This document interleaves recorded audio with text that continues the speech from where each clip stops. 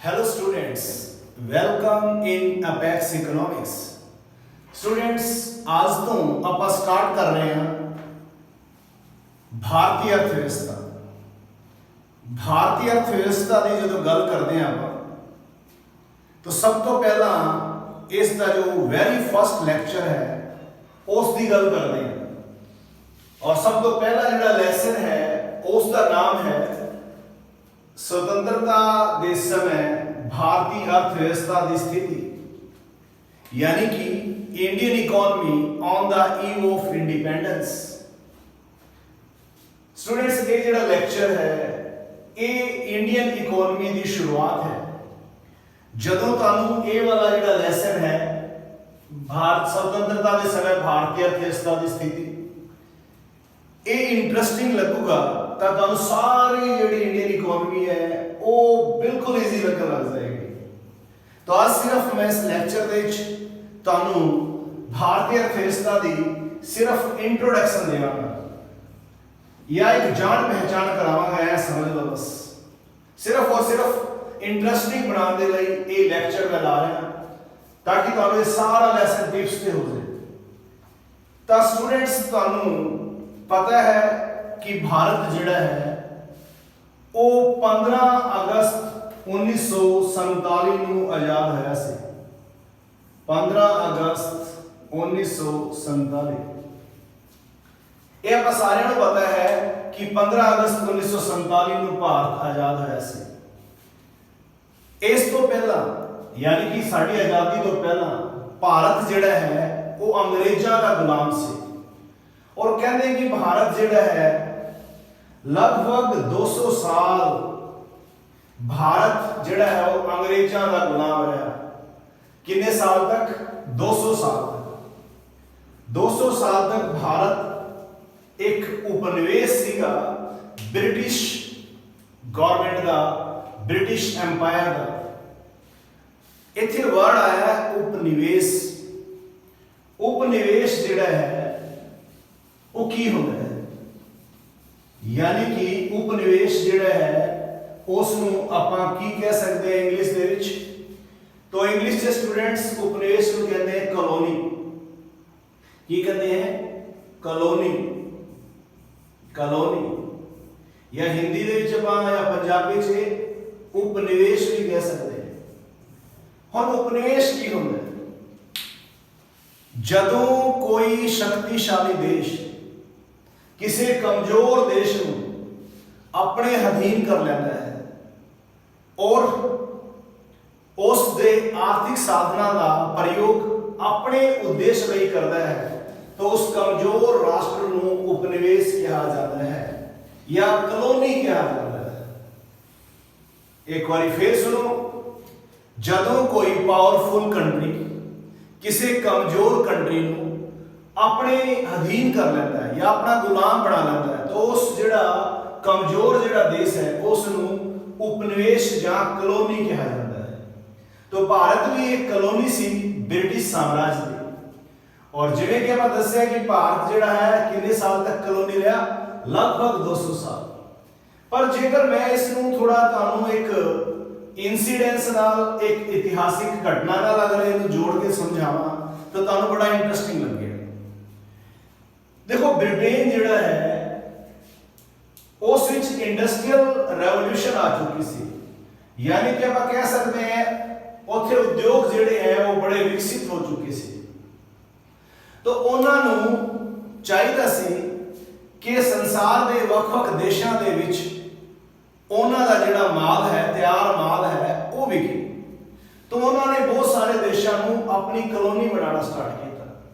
तो भारत के नाल उन्होंने ट्रेड करने लई एक कंपनी की स्थापना की जिसका नाम रखा ईस्ट इंडिया कंपनी। तो ये वाला जो क्वेश्चन है 1 मार्क्स से पूछा जा सकता है ईस्ट इंडिया कंपनी की स्थापना कदों हुई? तो ईस्ट इंडिया कंपनी की स्थापना हुई 1600 ईस्वी दे विच। हुण जदों वो एक व्यापारी बन के आए भारत दे विच तो उस समय भारत का अपना खुद का जिहड़ा विदेशी व्यापार सीगा वो बहुत वधिया सी और तुसीं ऐ समझो कि जिहड़े भारत का विदेशी व्यापार सी इन्ना वधिया सी कि सारे वर्ल्ड दे विच फेमस सी, खास करके अपना जिहड़ा समान सीगा, जिवें एग्रीकल्चर गुड्स तो जो बनते हैं, जिवें जूट प्रोडक्ट्स, लैदर प्रोडक्ट्स, कालीन्स, झूमर्स, ऑर्नामेंट्स, मसाले, ये वर्ल्ड फेमस सी। और भारत में बहुत सारा जिहड़ा सोना मिलता सीगा, इसे करके भारत में सोने की चिड़ी कहा जाता सी। पर एक कमी सी भारत विच कि भारत विच कोई इंटीग्रेटेड गवर्नमेंट नहीं सी, यानी कि एक सेंट्रल गवर्नमेंट नहीं सी, कोई मतलब केंद्रीय सरकार नहीं सी। भारत सारा छोटे छोटे रजवाड़ियां दे विच वंडिया होया सी और वो रजवाड़े अपनी पावर के लिए आपस में लड़ते रहते सी। तो ब्रिटिशर्स ने इत्थे देखा कि इस देश को गुलाम बनाना बहुत ही आसान है, तो इस करके उन्होंने भारत को गुलाम बनाने की कोशिश की। तो ये देखो ब्रिटिश शासन के जेड़े अपना गुलाम बनाने साल हैं, उन्होंने इत्थे मैं दो भागों च वंडिया है, पर ये बड़े टैक्नीकल है दोनों भाग। एक है ईस्ट इंडिया कंपनी का शासन।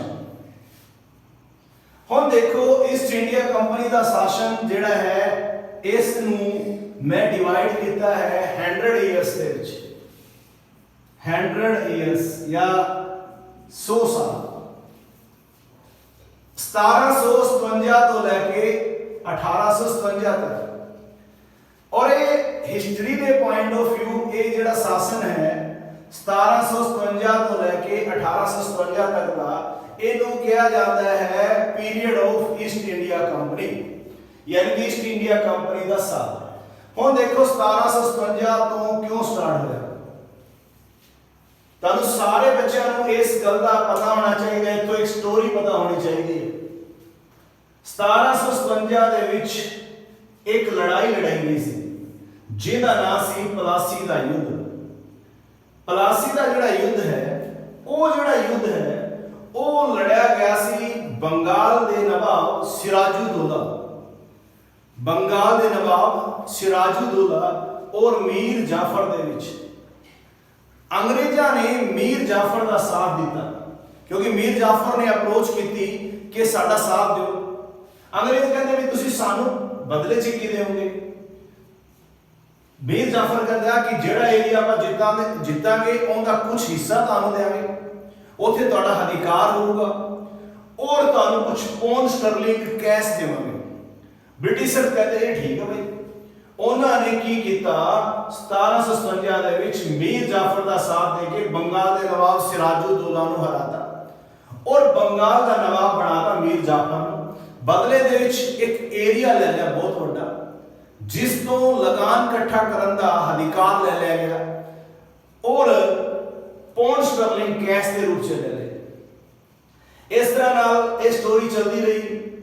1760 दे विच मीर कासिम आ गया, उहदे नाल भी अंग्रेजां ने आही शर्त रखी भी तेरा साथ देंगे, मीर जाफर को हटा देंगे, तुसीं सानू एक एरिया देना है और कुछ पौंड स्टर्लिंग कैश देने हैं। वो कहंदा ठीक है। वो कहंदे पिछली बारी असीं इन्ना एरिया लिया सी, इन्ने पौंड स्टर्लिंग ले सी, इस बारी वो थोड़े ज्यादा दो। वो कहंदा ठीक है। तो उन्होंने 1760 दे विच मीर कासिम को बनाता, 1763 दे विच फिर मीर जाफर को बनाता। इस तरह उन्हों का एरिया बढ़ता गया और एरिया इन्ना वध गया कि तुहानू पता होगा कि 1793 दे विच, कदों 1793 दे विच अंग्रेजां नू भारत विच जमींदारी सिस्टम या प्रथा लागू करनी पई। और उस समय बंगाल इत्थे कौन सी, लॉर्ड कॉर्नवालिस, लॉर्ड कॉर्नवालिस। तो ये एक क्वेश्चन बन जाता है, भारत में जमींदारी प्रथा अंग्रेजा ने केड़े सन च लागू की थी, 1793 दे विच। और कौन सी का उस समय ब्रिटिशर्स दा जिहड़ा boss India they which lord Cornwallis. इस तरह नाल उन्होंने आपां नू गुलाम बनाना शुरू करता, लैंड रेवेन्यू सिस्टम लागू करता, 1857 ਦੇ ਵਿੱਚ ਕਿਤੇ ਜਾ ਕੇ ਆਪਾਂ ਨੂੰ ਹੋਸ਼ ਆਇਆ ਔਰ ਇੱਕ ਸੁਤੰਤਰਤਾ ਸੰਗਰਾਮ ਕੀਤਾ, ਜਿਹਦੇ ਵਿੱਚ ਝਾਂਸੀ ਦੀ ਰਾਣੀ ਲక్ష్ਮੀ ਬਾਈ, ਤਾत्या टोपे, मंगल पांडे, ਪਰ ਤੁਹਾਨੂੰ ਪਤਾ ਹੈ ਕਿ ਇਹ ਵਿਫਲ ਹੋ ਗਿਆ ਸੀ ਕੁਝ ਕਾਰਨਾਂ ਕਰਕੇ। ਕੁਝ ਗੱਦਾਰ ਵੀ ਸੀਗੇ ਆਪਣੇ ਦੇ ਵਿੱਚ ਔਰ ਅੰਗਰੇਜ਼ਾਂ ਦੇ ਕਾਬੂ ਵੀ ਨਹੀਂ ਪਾਇਆ ਜਾ ਸਕਦਾ ਸੀ। ਅੰਗਰੇਜ਼ਾਂ ਨੇ ਇਸ ਦੇ ਰਿਜ਼ਲਟ ਵੱਲੋਂ ਕੀ ਕੀਤਾ, ਸਾਰੇ ਇੰਡੀਆ ਨੂੰ ਹੀ ਆਪਣਾ ਗੁਲਾਮ ਬਣਾ ਲਿਆ। ਉਸ ਤੋਂ ਬਾਅਦ ਤਾਈਓ ਇਸ ਪੀਰੀਅਡ ਨੂੰ 1757 ਤੋਂ ਲੈ ਕੇ 1947 ਤੱਕ ਜਦੋਂ ਅੰਗਰੇਜ਼ ਗਏ, ਸਾਰੇ ਭਾਰਤ ਤੇ ਅੰਗਰੇਜ਼ੀ ਸ਼ਾਸਨ ਕਾਲ ਦਾ ਰਾਜ ਸਥਾਪਿਤ ਹੋ ਗਿਆ। ਇਹਨੂੰ ਕਹਿੰਦੇ ਪੀਰੀਅਡ ਆਫ ਬ੍ਰਿਟਿਸ਼ ਰੂਲ। तो इस तरह नाल 90 साल ही बन जाते हैं। तो 90 साल और 100 साल में जेकर आप जोड़ांगे तो 190 साल भारत उपनिवेश थी ब्रिटेन का, और आप कह सकते हैं 200 साल तक। ये स्टोरी जी है तुहानू इस गल नू क्लैरिटी देगी कि भारत किस तरह ब्रिटेन का जिहड़ा गुलाम रहा, एक उपनिवेश रहा। हुण उन्होंने भारत नू एक गुलाम या उपनिवेश क्यों बनाया, इस दे पिछे उन्होंने दो मुख उद्देश्य। एक क्वेश्चन 2 मार्क्स से जा सकता है कि ब्रिटिशर्स ने भारत को अपना गुलाम या अपना उपनिवेश क्यों बनाया। उनके उद्देश्य की सी दो। एक तो इंग्लैंड के विकसित हो रहे उद्योगों को भारत तो कच्चा माल प्राप्त होता रहे। भारत के विच बहुत सारे कुदरती साधन है, फुल यानी कि रिच सीगा नैचुरल रिसोर्सेज के रूप में। तो ब्रिटिशर्स को यह जी मंडी मिल गई सी जिन्हें तो उन्होंने कच्चा माल मिलता सी और वो सोचते सी कच्चा माल लगातार मिलता रहे सानू, तो इस करके उन्होंने भारत को अपना गुलाम या उपनिवेश बना लिया। दूसरा, इंग्लैंड में जिहड़े उद्योगां दा विकास हो चुकिया सी, उन्हां दा तैयार माल भारत के बाजारां दे विच विकदा रहे, क्योंकि भारत बहुत वड्डी मंडी सी एशिया की। तो इस करके ये दो मुख्य उद्देश्य हो गए।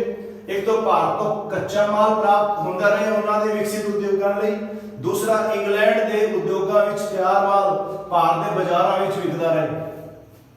तो यह सी भारत विच अंग्रेजी शासन के मुख्य उद्देश्य। हुण इस तो बाद जदों आपां इहदे उद्देश्य पढ़ लए, भारत नूं पता लग्या कि भारत उपनिवेश रहा। हुण आपां डिस्कस करांगे वन बाय वन कि जदों 15 अगस्त 1947 जदों आपां नूं भारत मिलिया तो वह भारत किहो जिहा सीगा।